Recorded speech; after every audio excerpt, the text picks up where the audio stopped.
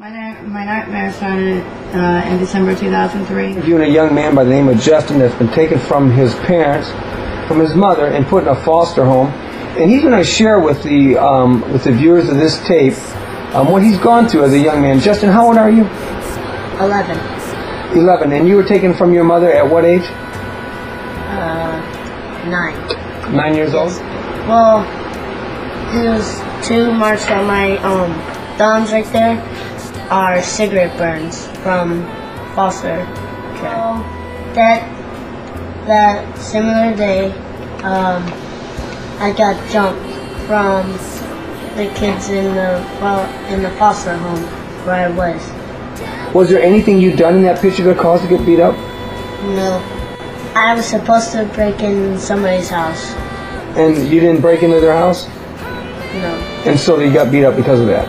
Yes, sir. When I woke up that morning, I went to put my shoes on, and I thought they were somebody else's, but they looked like sandals, but they weren't.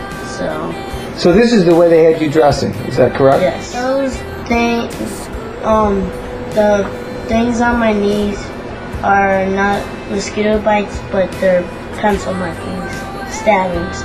Stabbings. So you're saying you were stabbed with pencils? Yes. And who did the stabbing? They were 14. The kids, you mean the other kids that were in the foster care that were older than you? Yes. So in other words, since you were younger, they were picking on you. They were beating you up since you were the youngest one. The marks? Yeah. Well, the mark that looks like a scab is another pencil stabbing, and I got burnt on the forearm with a lighter. And who burnt you with the lighter? Another kid in the foster. They like I said last time, they had handcuffs and they handcuffed me up to the bedroom. Did you tell any of the case managers that this was happening? I did, but they didn't do nothing. And the reason you had your shirt up is to show how skinny you are, is that correct? Yes. To show your ribs. Let me see if I can get this up here a little bit.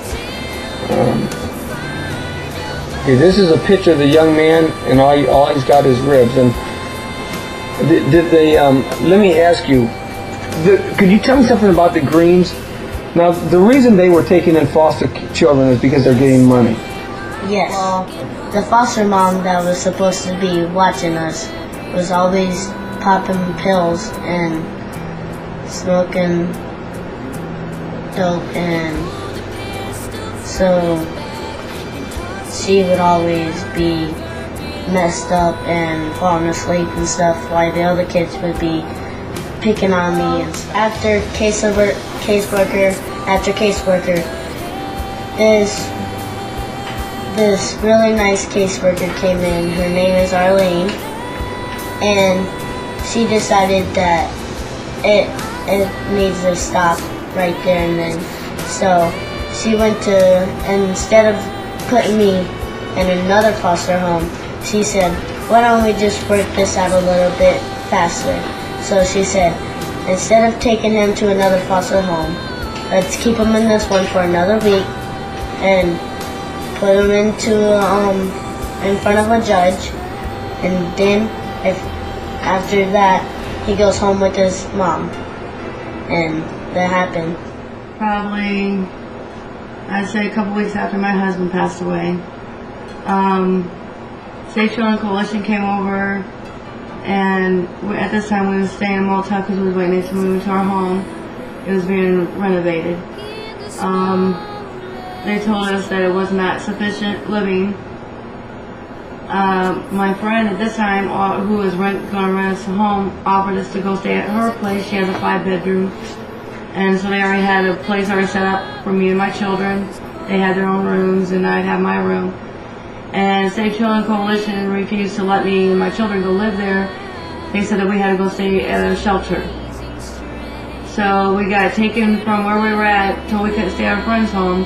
Then we had to go live in a shelter. We went to stay in a homeless shelter. We was there over Christmas. The day after Christmas, they told me and my children we had to leave because I had 7 children in that, and they said that was me and my children were taking up too much space, that they had other people that needed to come in that only had 1 or 2 children that needed the space that I need to find elsewhere to stay. I called Safe Children Coalition and told them this, and they told me if I left the place that all my children would be removed from me at that time. I called my friend and I told her what was going on. She and her husband drove over and picked me and my 7 children up, and we went to stay over there. The Safe Children Coalition at this time was upset because I honestly feel after it's all said and done, they was waiting for me to become homeless to where they had a reason to take my children. We got moved into our 5-bedroom. Safe Children Coalition, every time I turned around, was coming to my home. The neighbors calling, complaining. It was all accusations, nothing was ever proven. I have no charges that's ever been brought against me. But they showed up one day, I got a call saying that you gotta get home. There's a van and the police department and Safe Children Coalition at your house. Teresa, they're gonna take your kids. So because of some accusations, because of a neighbor getting frustrated, because of all the kids in and out and the noise, they were calling, complaining. Safe Children Coalition came in and said they feel that at the time, because I was between jobs, that they felt if they removed the 4 little ones, leaving me with only my 3 older ones, they felt that that would give me time to get on my feet. Here it is 3 years later, and I still have yet to get my 3 of them back. Every time I get one case plan completed, they add a couple more things to it. I don't see how it's not been, nobody's come forward before now, because I thought I was the only one living the nightmare. They took my children out of my home where they were well taken care of, never been abused, never been neglected, no kind of police record. Now here my 11-year-old boy got a police record where he was forced to go to homes and break into homes and stuff and beat up. And these people had a foster care license, and the cops knew and have been investigating these people for 2 years for drug trafficking. And this is where they put my son, and they're telling me that they can take better care of my children than I can.